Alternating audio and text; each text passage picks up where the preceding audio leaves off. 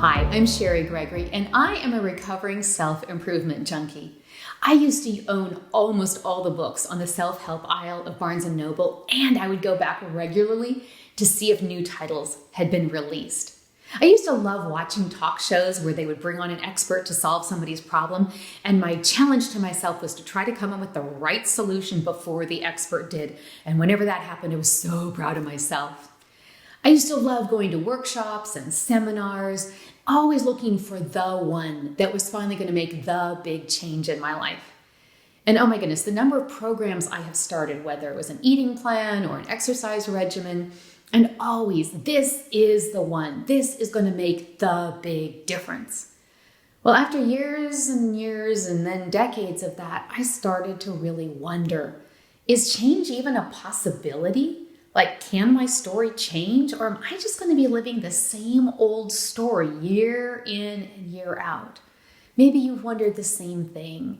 The story that we're going to look at together in Scripture today is about a woman who may have been asking very similar questions when she was on her way to a very special encounter with Christ.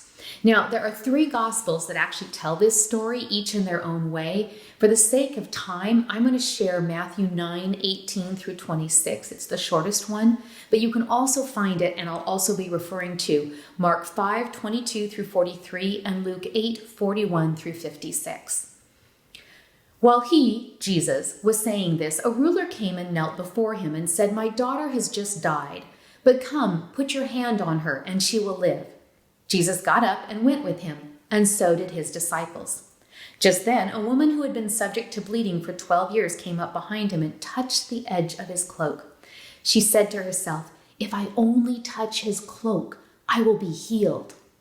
Jesus turned and saw her. "Take heart, daughter," he said. "Your faith has healed you." And the woman was healed from that moment. When Jesus entered the ruler's house and saw the flute players and the noisy crowd, he said, "Go away, the girl is not dead but asleep." But they laughed at him. After the crowd had been put outside, he went in and took the girl by the hand, and she got up. News of this spread through all that region. Now, this story brings up 2 especially vivid memories from my childhood, and there's just this huge contrast between them. The first memory, the positive memory, involves my father. Every night as he was putting me to bed and giving me a goodnight hug and kiss, he would say the same thing. He would say, "I'm so glad you chose me to be your daddy."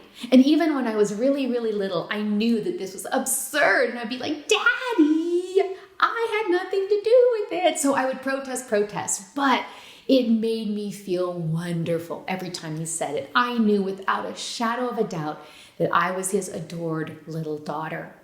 Now, the other memory, the negative, a contrasting memory, is my Aunt Lucy, who was actually my dad's aunt, I believe.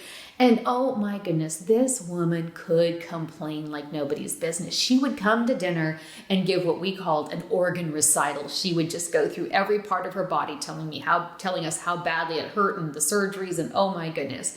And always her phrase was, "You have no idea how much I suffer." And I remember thinking to myself, I think I have a pretty good idea because you've just shared it all with us. But for the sake of my adoring daddy, I kept my mouth shut and sat through her pity parties, even though the entertainment was particularly terrible. Now, in the story we're looking at today, we have a very similar contrast, an adored little daughter and a suffering old woman. And the story starts with a powerful man who is literally brought to his knees in anguish over his adored little daughter. Mark tells us that Jairus pleads earnestly with Jesus. He says, "Please." And he calls her "my little daughter." Now, Luke tells us that she's actually 12 years old, which is an age by which most girls are done with being considered little. But Jairus doesn't care about that. In his heart, she is still his adored little daughter. And Luke adds that she's his only daughter. And Jairus is bold. He comes to Jesus and says, "This is what I want." He tells him exactly what he needs. He says, "Come, put your hands on her. She will be healed and live." And then Jesus' response gives a sense of hope in the story. All 3 Gospels tell us that he drops everything to go with Jairus. And so with so many people in the crowd that they're actually crushing Jesus. They've got to be spreading the news. So I want you to just imagine the crowd, the ripples through the crowd. Guess what? Guess what? Guess what? Jesus is coming. Jesus is coming to heal Jairus' daughter, to heal, to heal, to heal. So I want you to just imagine this sense of excitement and anticipation that is spreading through the crowd like electricity. And then there's an interruption. An entirely new character shows up with an entirely new storyline, and there's a huge contrast between them. The woman who shows up is defined. In fact, she is named by her suffering. All three gospel writers refer to her as a woman who has been subject to bleeding. Not a one of them gives her actual name. And she's introduced to us without an advocate. Unlike the little girl, she has nobody to fall at Jesus' feet and earnestly plead for her. It appears that there is no one who considers her their adored daughter. All she has is herself. She has a broken and bleeding body and a broken and bleeding heart. She has 12 years of false hopes and letdowns from the doctors under whose care she has suffered. She's spent all that she has, and yet instead of getting better, she's gotten worse.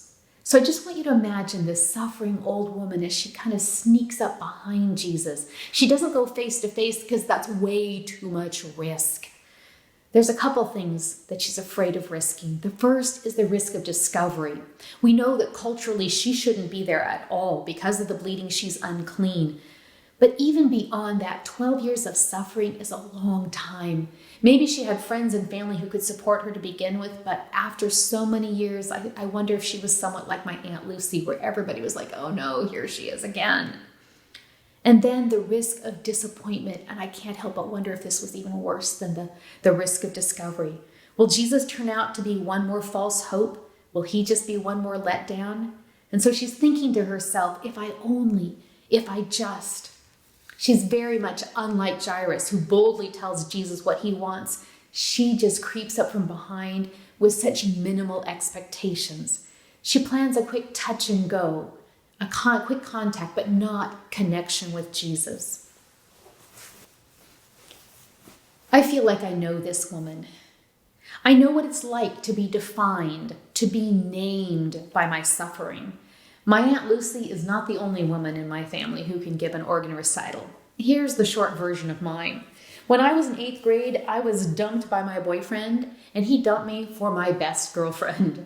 And I decided to stay friends with her, and so we spent hours where she would come ask me for advice as to how to be a good girlfriend to him. And I know as an adult this sounds silly, but at that time, that really was a form of suffering. Or this one over here, it says eating disorder. Through my teen years, I had an eating disorder, and I was finally at age 17. I was hospitalized in a psychiatric unit in the eating disorder ward. And yes, there was the suffering of what I was doing to my body, but worse than that was the suffering of the guilt and shame I felt over what I was doing to myself and what I was costing my family. And then somewhere on here, it says sister of an alcoholic and drug addict. And that one involves silent suffering because for a long time, I was the only one who knew. I was the keeper of the family secret. And then I became a teacher because I wanted to help kids. And all over this robe are names of parents and students and school board members who made sure I knew what a dismal failure I was. I wanted to share the love of God with young minds, and instead I suffered, and that suffering turned into cynicism. And we can't leave out the broken vertebrae and the herniated disc above and below. And I found out the hard way that Vicodin is habit forming. I know the suffering brought on by chronic pain and the suffering of withdrawal from prescription pain medication addiction. And that's just for starters. So yeah, I feel like I know this woman. I have a pretty good idea of what it's like to be named by my suffering. And I know what it's like to approach Jesus from behind rather than feeling like I can go face to face. I understand minimal expectations. If I just. I know how much safer it feels to just go for a quick touch and go rather than actual connection, because that's too much of a risk. There's the risk of discovery. My failures will be seen, and the risk of disappointment. What if I reach out and it turns out he's not actually there? I'm guessing each one of us in our own way understand this woman. I'm sure you know what it's like to be defined, to be named by some form of suffering. Maybe it's physical or relational, emotional, mental, spiritual. We all understand suffering. And we know what it's like to approach Jesus from the back rather than to risk face to face, to fear discovery, to fear disappointment, to settle for a quick touch and go, but not to go for that full connection. So as we continue unpacking this story, here's what I want to look at. I want to look at how Jesus responds to someone like me, like you, who is defined, who is named by her suffering, and someone who feels like they can't risk facing him and decides to settle instead for a touch and go. But hang on a second. This isn't even the story we started out with. If we listen to the crowd, they're still saying, guess what, guess what, guess what? Jesus is coming, Jesus is coming, Jesus is coming. To heal Jairus' daughter, to heal, to heal, to heal. Jairus' little daughter is the main story here, right? And the suffering old woman is an interruption, right? And here's what I love so much about this story and what I love about Jesus. You see, he doesn't act at all like he's been interrupted. He doesn't seem to realize that healing the adored little daughter is more important than stopping for the suffering old woman. According to Mark, Jesus keeps looking at her. Matthew says he turns and sees her. And Luke expresses her experience. It says, seeing she could not go unnoticed. Ooh, that was one of her big fears. She has been discovered. Remember, her plan was touch and go. And so now that she's touched and she's been noticed, you know her heart is racing and she's got the urge to go, go, go, to just run. But she doesn't. Instead, she comes forward. Mark says she comes forward trembling with fear. And I can't help but wonder, does she expect to be disappointed? Maybe she recognizes that she has interrupted the main story that's going on there. Maybe she thinks to herself, Jesus isn't here for me. But with his next words, oh, how this story changes. You see, Jesus looks at this woman whose entire identity for the last 12 years has been defined by her suffering. He looks at her as if she is the only one there in that moment. And he calls her daughter. Daughter. Matthew tells us that the woman is healed from that moment, and Mark adds that she is freed from her suffering. So she's no longer the suffering old woman. Jesus changes her entire identity with one word, because he calls her by his name for her, daughter. Jesus makes it crystal clear that she is the reason he's come. She is the daughter he's come to heal. His message to her, I'm so glad you chose me. By changing her name, Jesus changes the story from a story of contrast, the adored little daughter, the suffering old woman, to a story of similarity, of mirrored images, an adored daughter in need of healing and an adored daughter in need of healing. So when Jesus gets to Jairus' home and revives his daughter, it's almost like he's doing an instant replay to make sure that we get the parallel. It may look like a different miracle, but that's because we see a contrast between the adored little daughter and the suffering old woman. But to Jesus, there's no difference. Earlier, he raised his daughter, and now at Jairus' home, he raises his daughter. Luke says that what he says is, my child, get up. Jesus does the exact same thing both times. He calls her by her true name, and that's how her story changes. Now, I love stories with happy endings, but I always get a twinge of envy when I finish a book and I think, well, their story changed. Why can't my life be a little bit more like a book with a happy ending? And what this scriptural story shows us is that it can happen to us. Our stories can change. But how? How does my story change? Jesus demonstrates this so clearly that when my name changes, my story changes. Well, that sounds simple enough. I'm sure there's some room on here somewhere. If Jesus wants to give me an additional identity, I can grab a Sharpie and start writing it. Yeah, you're probably shaking your head already. We both know that's not going to work. Tacking on a new identity over all of this isn't what Christ wants to do. What Christ wants to do is give me a new identity that replaces all of this, which means I have to give this up, which from your perspective may sound really easy, but oh my goodness, it fits. I'm comfortable with it. This is my history. This is the story I know. Now I want to pause real fast here and be really clear.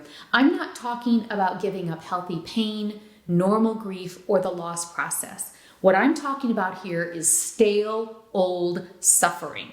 I'm talking about old pain that keeps trying to die, but I put it on artificial life support by continuing to give my organ recital. And I'm not here to try to tell you when you've crossed the line from healthy pain to stale old suffering. I have a hard enough time as it is figuring out that difference for myself. But I can tell you this from experience. In order to receive Christ's new identity for me, my true identity, I have to give this up. I have to give up my stale, old suffering. And it's hard. I've been rehearsing some of these stories for decades. For most of them, I could tell you the date, the time, the location. I know these stories to perfection. The problem is that when I'm rehearsing these suffering stories, I tell myself that I'm venting, that I'm just letting it all out. But in actuality, I am reinforcing my identity as a suffering old woman. And much like my Aunt Lucy, I'm making sure that others suffer right along with me. Giving this up, it's called surrender. And the dictionary defines surrender is to give back what was never originally mine to have in the first place. You see, each one of us understands suffering. Each one of us has tried in our own ways, like the suffering old woman in today's scripture story. We have tried our own version of many doctors, many solutions that have failed us. Each one of us fears discovery. Each one of us fears disappointment. The only one who can change our story of suffering, the only one who can rewrite our stories is Jesus. And when we give up our suffering identities to Christ, we give up the names that we've given ourselves, and we give up naming ourselves because that's never even been our job in the first place. So we surrender suffering girl, suffering woman. We surrender perfectionist, people pleaser, worrier, overachiever, procrastinator, failure, and we receive adored daughter. And when your name changes, your story changes. And then with that new name comes a message from Christ. I'm so glad that you chose me.